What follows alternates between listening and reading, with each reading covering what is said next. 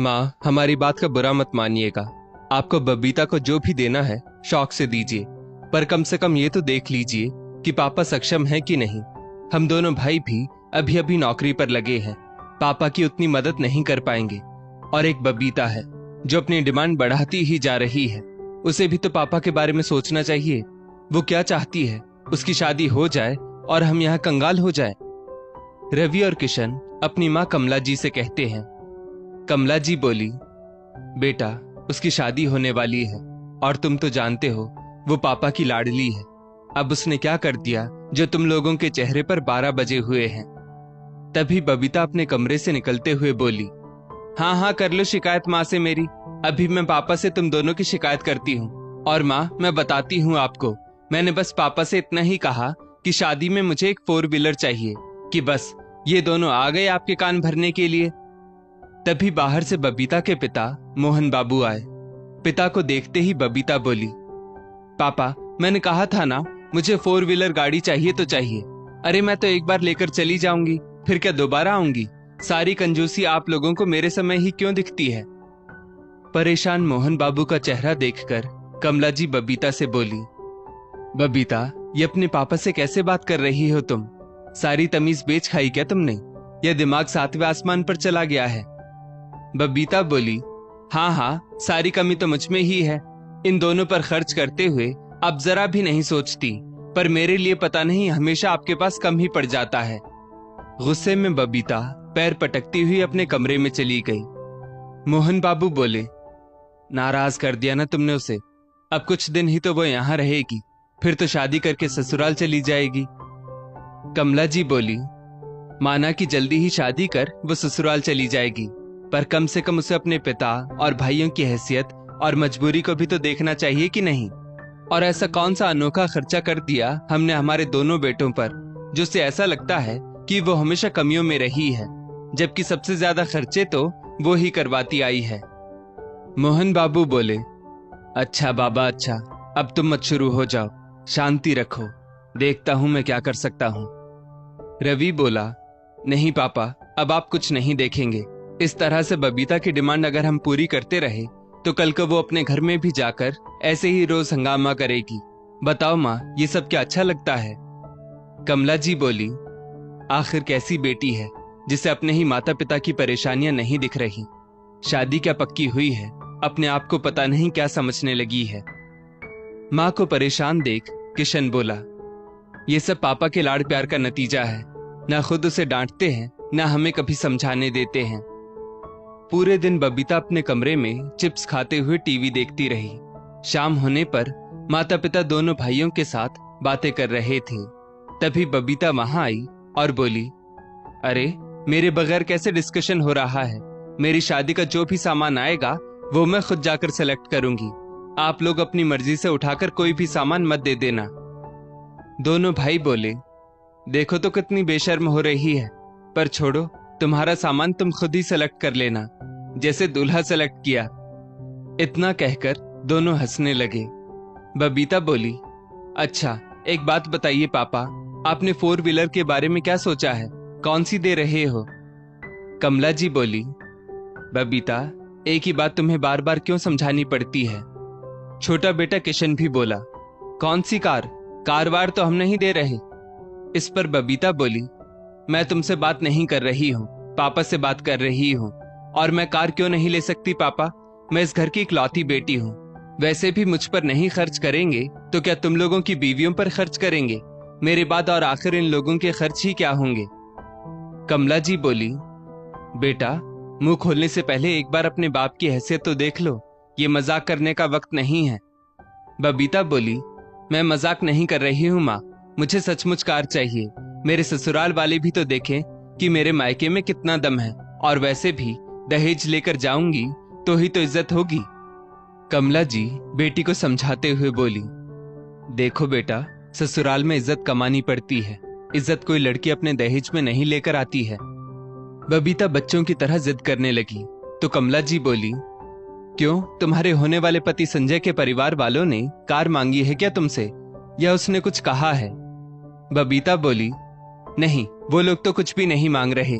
पर बीच में रवि बोल पड़ा, इतनी देर से माँ तुम्हें समझा रही है, उनकी बात तुम्हारे दिमाग में बैठ नहीं रही क्या? तुम्हें हमारी हालत दिख नहीं रही? बच्चों के शोरगुल को सुनकर कमला जी गुस्से में बोली, देख बेटा, कोई कार वार नहीं मिलेगी तुझे, तो बेवजह का नया बखेड़ा मत खड़ा करो। कार कोई 10-20 हजार रुपए की तो आती नहीं कि खरीद के दे दे। बबीता बोली, अच्छा, बेटों की शादी में तो खूब दहेज इकट्ठा करोगी, तभी तो इतना पैसा खर्च करके उनको इंजीनियर और डॉक्टर बनाया है, और मैं तो दूसरे घर चली जाऊंगी, मुझ पर क्यों ही कोई खर्चा करेगा। कमला जी को बहुत गुस्सा आया। वे बोली, अपनी जबान को लगाम दो, बहुत ज्यादा बोल रही हो तुम। हमने क्या तुम्हारी पढ़ाई लिखाई में खर्च नहीं किया? लेकिन तुम्हें पढ़ने लिखने से ज्यादा सजने संवरने और घूमने फिरने का शौक था, इसलिए बस शादी करके खुश रहो और दूसरों पर इल्जाम लगाना बंद करो।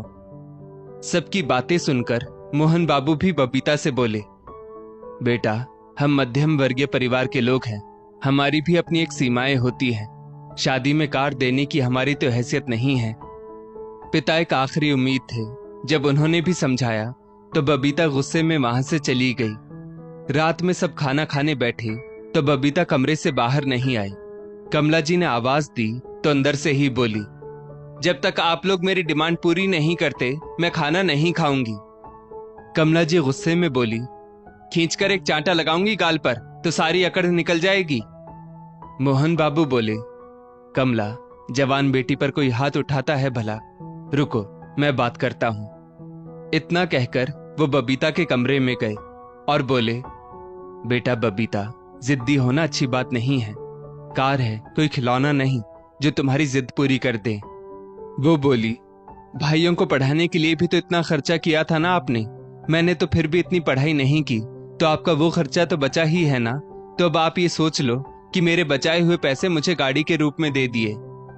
मोहन बाबू हैरानी से बबीता की ओर देख रहे थे, फिर पता नहीं कुछ सोचकर बोले, ठीक है, मैं कल ही लोन के लिए अप्लाई करता हूं, अब खाना खा लो। पिता की बात सुनकर बबीता खुश हो गई और खुशी खुशी बाहर आकर खाना खाने बैठ गई। उसकी खुशी देखकर सबको लग रहा था कि मोहन बाबू ने उसकी बात मान ली। यही सोचकर कमला जी की धड़कनें ऊपर नीचे हो रही थी। जब बबीता खाना खाकर अपने कमरे में चली गई तब कमला जी ने पूछा, सच सच बताइएगा, कहीं आप तैयार तो नहीं हो गए कार देने के लिए? मोहन बाबू बोले, अब मान ही नहीं रही है तो क्या कर सकते हैं, दे देते हैं कार। कमला जी अपना माथा पकड़कर बैठ गई और बोली, आप पागल तो नहीं हो गए हैं? अपनी बेटी को समझाने की जगह आप उसकी उल जलूल मांगों को बढ़ावा दे रहे हो। ऐसे जिद्दी स्वभाव के साथ ससुराल में क्या वो बस पाएगी? मोहन बाबू उदास स्वर में बोले, मुझे तो हैरानी इस बात से हो रही है कि मेरी बेटी मेरी मजबूरी तक नहीं समझ रही है। पता नहीं हमारी परवरिश में कहां कमी रह गई। कमला जी उन्हें हिम्मत देते हुए बोली, आप दिल छोटा क्यों करते हैं जी? माता पिता तो अपने बच्चों को बेहतर परवरिश ही देते हैं, पर कभी कभी कुछ बच्चे परवरिश से भटक जाते हैं, लेकिन उन्हें रास्ते पर भी तो लाया जा सकता है। मोहन बाबू बोले, सब हो जाएगा, चिंता मत करो। कमला जी बोली, कैसे हो जाएगा? शादी के इतने खर्चे और बेटों की जॉब भी 4 महीने पहले ही लगी है, सैलरी भी इतनी ज्यादा नहीं है, अब ऊपर से एक कार का खर्चा। मोहन बाबू ने कुछ सोचा और दोनों बेटों को बुलाकर बोले, तुम क्यों अपना बीपी बढ़ा रहे हो? अगर तुम लोग मेरा साथ दो तो वो खुद ही कार लेने से मना कर देगी। सबने एक साथ बोला, कैसे? मोहन बाबू बोले, बस देखते जाओ, वो मेरी जिद्दी बेटी है तो मैं भी उसका बाप हूं। अगले दिन शाम में मोहन बाबू ने बबीता को बुलाया और बोले, बेटा, मैं लोन के बारे में पूछ कर आया हूं, बैंक वाले भी लोन देने को तैयार हो गए हैं। उनकी बात सुनकर बबीता बहुत खुश हो गई, पर बाकी के घर वाले एक दूसरे की शक्ल देखने लगे। बबीता दोनों भाइयों को चिढ़ाते हुए बोल रही थी, देखो मैं जीत गई ना। उस पर मोहन बाबू बोले, अरे बेटा रुक जाओ, कार लेने के लिए कुछ कार्रवाई भी करनी पड़ती है। बबीता बोली, अरे हाँ पापा, मैं तो खुशी के मारे ये सब भूल ही गई, वैसे कब तक हो पाएगा? मोहन बाबू बोले, जल्दी ही हो जाएगा, बाकी सारे पेपर्स तो ठीक हैं, बस सैलरी स्टेटमेंट के लिए पहले तुम्हें एक अच्छी सी नौकरी ढूंढनी पड़ेगी। बबीता बोली, मुझे नौकरी करनी पड़ेगी? मोहन बाबू बोले, और नहीं तो क्या, बेरोजगार को कार फाइनेंस होती है क्या? कुछ तो गारंटी होनी चाहिए ना। वो बोली, पर भला कार मेरे नाम से फाइनेंस क्यों होगी? कार तो आप दे रहे हो ना। मोहन बाबू मुस्कुराकर बोले, बेटा, पहली बात ये कि कार गिफ्ट देने की हैसियत मेरी नहीं है, ये तो तुम जिद करके ले रही हो। और दूसरी और सबसे जरूरी बात, कल तुमने ही मुझे एडवाइस दी थी ना कि बेटों की इंजीनियरिंग की पढ़ाई में जितना खर्चा किया था उतना ही खर्चा आप मुझे दे दो। तो बेटा तुझे बता दूं कि इन दोनों की पढ़ाई के लिए जो लोन लिया था उसकी किश्तें तुम्हारे भाई अब अपनी सैलरी से चुका रहे हैं। तो उसी तरह तुम्हारे लिए कार के लिए जो लोन लेना पड़ेगा वो तो तुम्हें ही चुकाना पड़ेगा ना। आखिर बराबरी का जमाना है, हम तो बेटे बेटी में फर्क नहीं करते भाई। बबीता मुंह बनाते हुए बोली, पर पापा आप ऐसा कैसे कर सकते हो? मैं तो आपकी लाडली हूं ना। मोहन बाबू बोले, हो, पर मैं क्यों नहीं कर सकता? जब तुम ऐसा कर सकती हो तो हमें भी ऐसा करना ही पड़ेगा। अगर तुम्हारी हैसियत नहीं है लोन चुकाने की तो मैं संजय जी से बात करता हूँ, वो कार का लोन चुका देंगे।